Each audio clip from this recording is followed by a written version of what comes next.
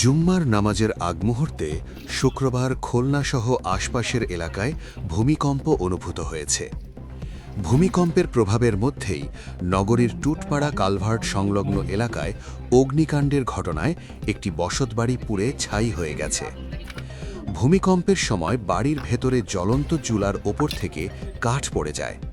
এতে আগুনের ফুলকি ছিটকে পাশে থাকা আখের ছোবড়ায় আগুন পড়ে এবং মুহূর্তের মধ্যেই আগুন পুরো ঘর জুড়ে ছড়িয়ে পড়ে। বাড়ির মালিক তাৎক্ষণিকভাবে আগুন নেভানোর চেষ্টা করলেও তা নিয়ন্ত্রণে আনতে ব্যর্থ হন।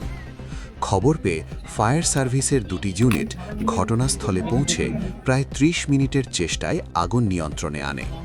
তবে ততক্ষণে ঘরবাড়ির আসবাবপত্র ও মালামাল পুড়ে ব্যাপক ক্ষতিক্ষয় হয়।